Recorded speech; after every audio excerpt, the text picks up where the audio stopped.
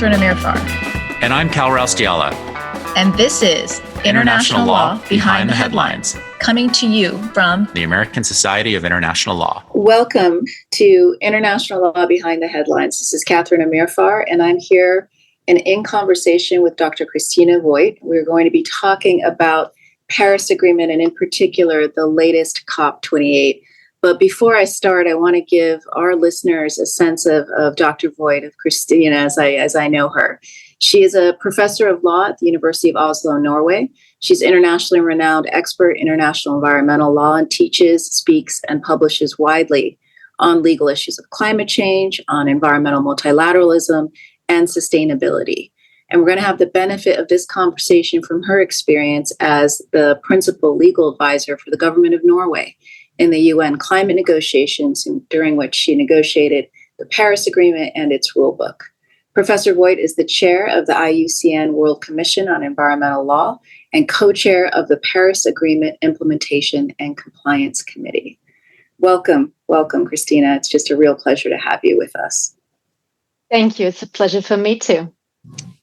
So on climate change, I think it's hardly an issue for which I need to set the stage. Obviously, we've all come off one of the hottest year in recorded history, with ocean temperatures reaching all-time highs in some places. The UN Secretary General has commented in recent days that we have reached an era of global boiling.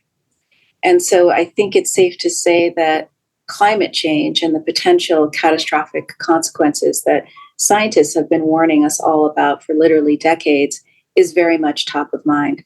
So, Christina, I want to turn to you first as really taking advantage of the more than 10 years that you spent as a negotiator for the government of Norway in UN climate change negotiations, in the context that I know that negotiations have taken us far, but perhaps not far enough in terms of what countries need to do to avert the most catastrophic consequences of GHG emissions and what it's doing in terms of global warming and global boiling as it is. So could you speak and start with your role in your capacity as a negotiator at UN climate change conferences known as COPs? What were some of the challenges you faced? What are you most proud of? Well, thanks again, Catherine, for inviting me. And thanks for that particular question. What are the COPs is maybe the first question to address.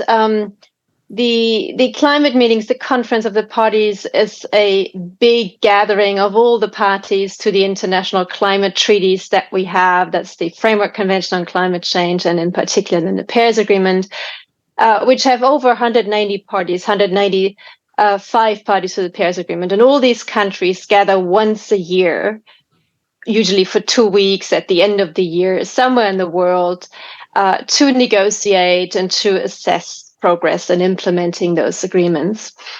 Now, your question of what are the challenges and what I have been most proud of, it's a difficult one. It's a long list of challenges. I think the most pressing challenge is that climate change is an issue that needs urgently to be addressed. Like you just said, Catherine, we are looking at increasing mean temperatures, entered the era of global boiling. And we have a very small and very fastly closing window of opportunity to really turn things around. And we don't see measures taken or policies implemented at the speed that is required. I think that's the biggest challenge, that disconnect between the urgency of the issue and the slow pace of policy making and implementation. But the second question, what I'm most proud of, I guess that's really the negotiation and the adoption of the Paris Agreement. The Paris Agreement on climate change is really the international legal tool that we have as an international community of states to address that global challenge of climate change. And having this in place is, I think, has been the highlight of my career, having negotiated this and now also being the chair of the compliance committee for the agreement. But what is now urgently needed is really a fast implementation across all sectors and a very speedy implementation of that agreement. And that's something I think that we're still are waiting to see. Thank you. And before we turn to implementation, because I want to focus on where we are as a world community, tell me, how has your role shifted since you've taken on the new position as co-chair of the Paris Agreement's Compliance and Implementation Committee? That's quite a significant shift because if you go to these climate meetings under the United Nations as a delegate, as a negotiator for a party, you of course have to represent that party and that party's position. And you try to negotiate in the interest of a particular state that you represent. Now, being the co-chair of the Compliance and Implementation Committee, as it is called, is a completely different function because there I don't represent one particular party, but I'm guiding and steering a standing body, a constituted body under the Paris Agreement with 24 people from all over the world, and we have to find agreement. And the role of a co-chair, I have a co-chair from Pakistan, Hasib Gohar, is of course to facilitate agreement within that committee, which is a very different role than representing your particular country. It's quite the opposite. Really, you try to get everyone together and find that common ground that enables the committee to move forward. Certainly. And let's talk about some of the points of common ground, because I'd like to talk about where we are in the last COP28, which was last year and obviously concluded on December 13th of last year. So it was a landmark COP in lots of ways, but it also, I think, and based including on commentators and some criticism from commentators, a bit of a mixed bag and some shortcomings. But if we take a step back, and you mentioned, Christina, being proud of having negotiated the Paris Agreement, and I think from my perspective, that is certainly an important milestone event. And one of the greatest innovations and contributions of the Paris Agreement, in my view, is the idea of the NDCs, the nationally determined contributions, that states must come to the table in this collective forum for discussion to find common ground with a commitment to progressively ambitious nationally determined contributions, which get us to where the scientists tell us we need to be to avert the most catastrophic consequences. And in that context, you hear, of course, a lot about the 1.5 degree threshold in terms of the rise in average global temperature, as that being a very significant threshold from a scientific perspective. Now, these NDCs collectively taken, though, even if implemented, don't get us to the 1.5. In fact, they get us closer to a 2 degree and maybe even beyond a 2 degree average temperature rise, which all the scientists agree would be absolutely catastrophic for not just fragile ecosystems, but for human systems, for environmental systems across the globe. So taking a step back, we come to COP28 knowing that the NDCs, even if implemented on a global scale, are not enough. We come into COP28 with a sense and a criticism that there's a lack of ambition and the deferral of important steps. With that table setting, can you tell us from your perspective, what are your reactions to COP28? What, in your view, were the most promising outcomes? Where do you see the shortcomings? Let's pick up a little bit on what you just described, Catherine, which is very helpful as a segue to COP28. The NDCs is the most important tool, is the core legal obligation that parties have under the Paris Agreement to communicate an NDC every 5 years. And it's very important to remember that these NDCs are not a one-time off. They are supposed to be communicated every 5 years. And that really kicks in motion in 2025 and in 2030, 2035, and so forth. We haven't really seen that process moving forward in the way it is designed. And the whole idea, as you also pointed to, is that every time parties put forward a new NDC, it has to progress in relation to the previous one, and it has to reflect each party's highest possible ambition. But that's not the only thing. In addition to that, parties also come together every 5 years, and it's always 2 years before the next round of NDCs are due.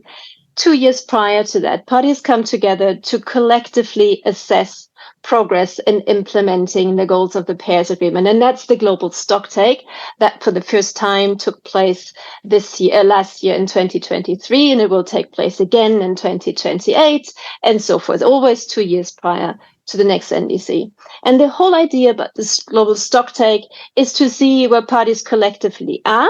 And there will never be enough action. There will always be a gap. And that gap is supposed to inform parties' next round of NDC so that they know what they can do, how they can improve, how they can progress. They have to take note and take into account the outcome of the global stocktake as an ambition tool or pusher to increase ambition in their next round of NDCs. And so the importance of COP28 from Dubai and the United Arab Emirates last December is exactly that outcome of the first global stocktake, which was difficult to negotiate. It was very controversial. It took one more day than initially planned, but parties agreed on a long list of global efforts that need now to be broken down to domestic efforts. And amongst them, we have, of course, the transitioning away from fossil fuels in energy system, but also many other things that now are meant to inform parties in their preparation for communicating the next NDC. And the NDC, as I said, is due in 2025, 9 to 12 months prior to the COP in 2025, which is in November in Brazil, which means that already in February, 1 year from now, less than 1 year from now, every single party has to communicate its new NDC in light of the global stocktake. And I think that's a very important outcome, a very important link. But it's not the only one from COP28. There are many other elements, in particular also the operationalization or the operating guidelines for the loss and damage fund. Very important decision that was taken at the very first day of the COP is a significant way forward as well. Thank you.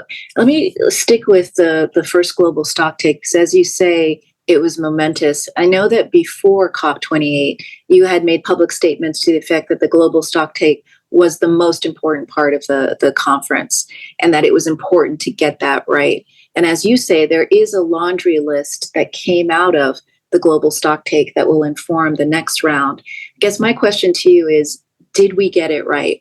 Did that list reflect the priorities? Is the timing consistent with the urgency of the issue? I think it is a good list. I mean, it cannot be too prescriptive, right? It is something that every single state then has to relate to and break down to its national circumstances and also emission portfolio capacities and what have you. But I think the message is right. In particular, the strong focus on the 1.5 degrees threshold. As we all know, in the Paris Agreement, there's a reference to well below 2 degrees, pursuing efforts to 1.5 degrees. It wasn't always clear that 1.5 degrees is the threshold that matters, but that is very clearly coming through in the global stocktake outcome.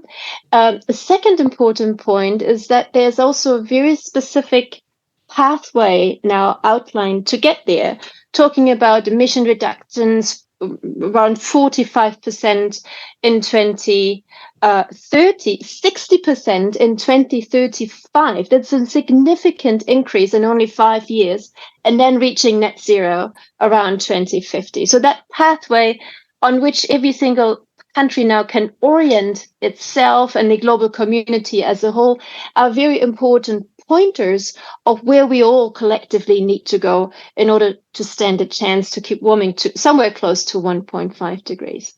And then that long list of global efforts that the decision contains are very important pointers of what kind of measures, what kind of actions need to be taken. We find reference to phasing out of insufficient subsidies for fossil fuels, phasing down of unabated coal, and then, of course, transitioning away from fossil fuels and energy system.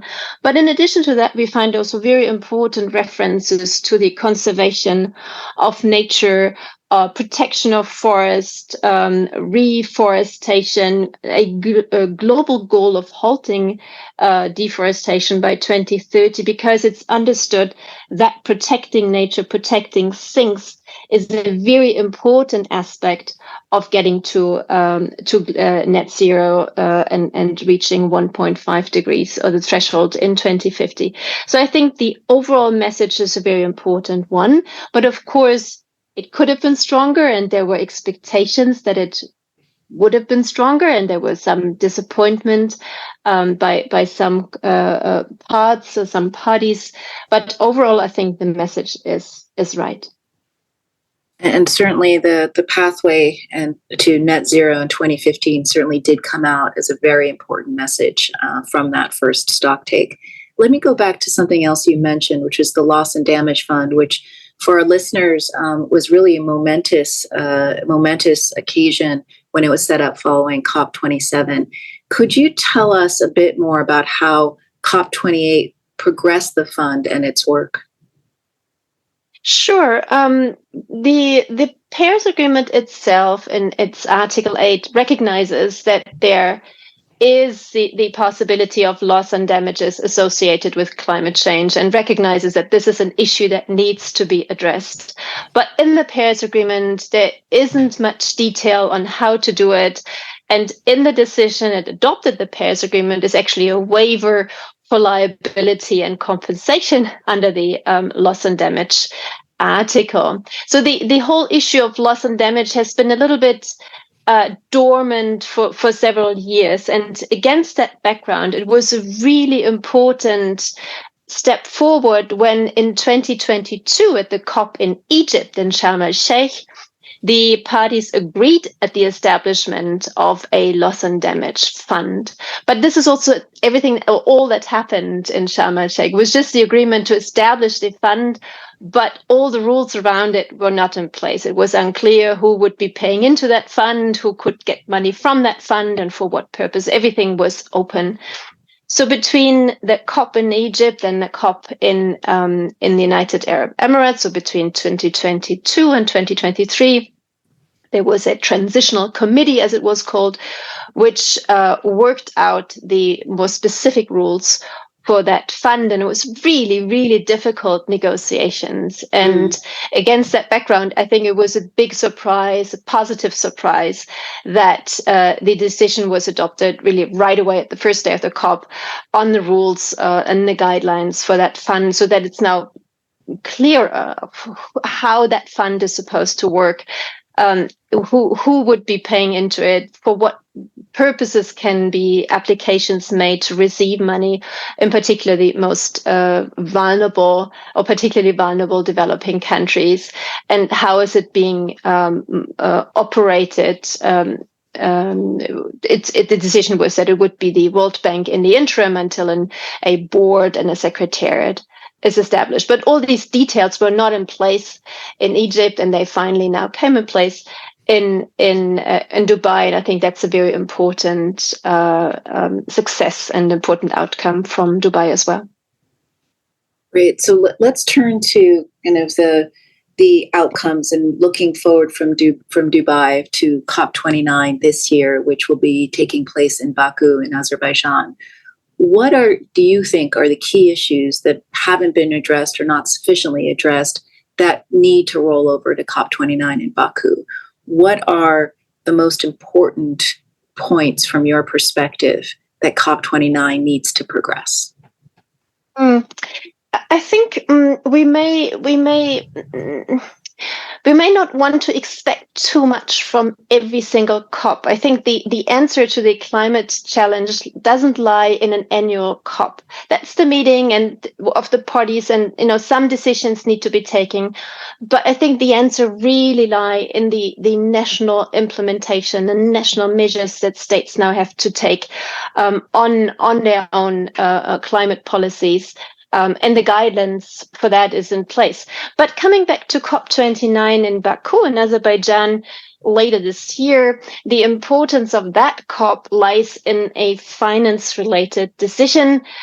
When the Paris Agreement was adopted, there was an agreement that developed country parties would mobilize $100 billion annually for developing countries, for mitigation, adaptation, action in developing countries.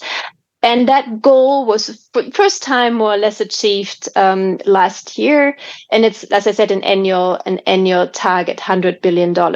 But this year, a new finance goal has to be adopted. There's a clear mandate for parties to negotiate and to adopt a new finance goal with the $100 billion as the floor. So we know that's the starting point, but we don't know where the ceiling is.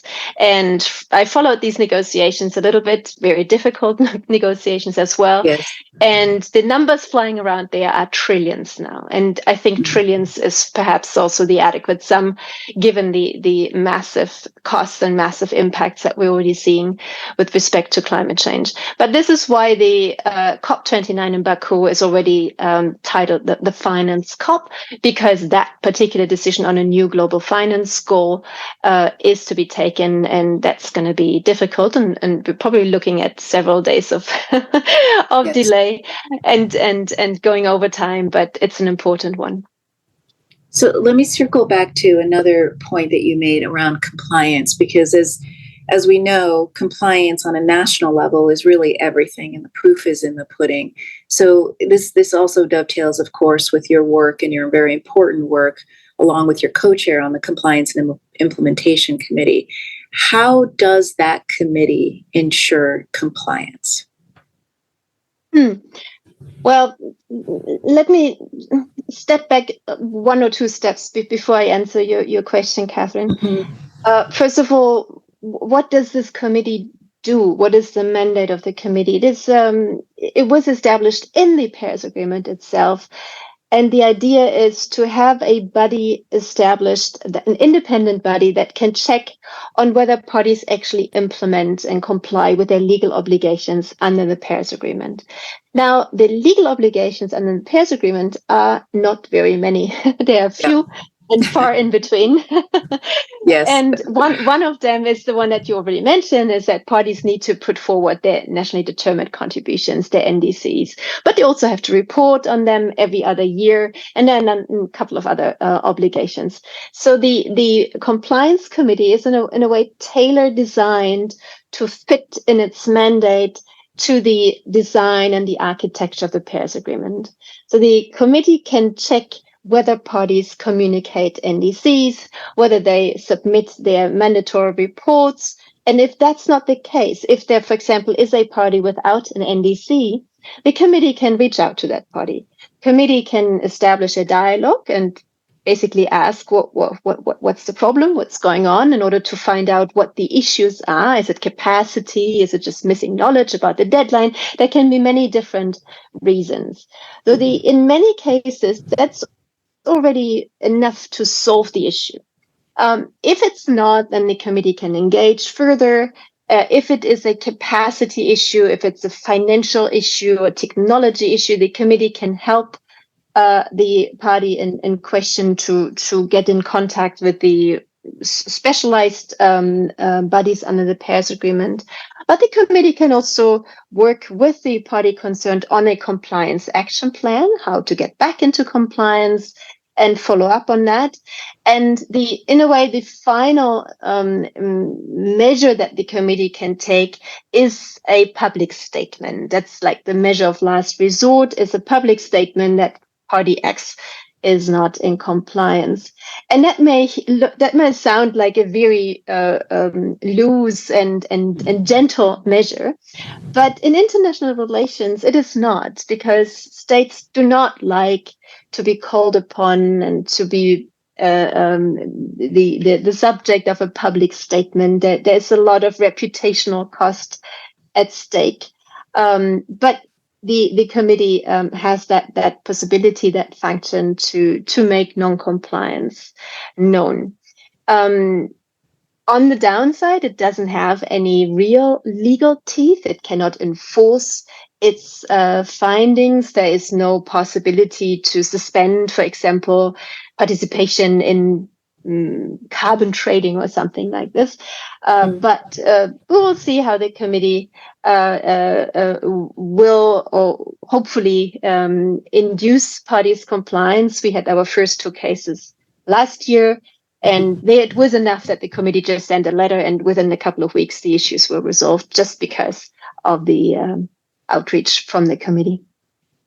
I think that's a really important point that you say, Christina, in that sense that oftentimes people, I think, underrate the importance of what it means for a public statement of noncompliance directed at a particular state and what that means and translates into in terms of the international plane. So I think that that's a very important role of the committee. But as you say, it is a lot of trying to figure out what are the challenges to compliance and removing obstacles in as much as the international community can.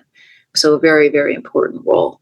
So I want to turn from all of this to something more personal for the many people listening who want to take effective action to address climate change and its impacts, but frankly feel overwhelmed in thinking about this as really a global issue for which it's very difficult to think about how individual action matters. But you have been in the trenches on this issue for decades. There are many people who want to know what they can do to take effective action in their communities. What advice would you give them?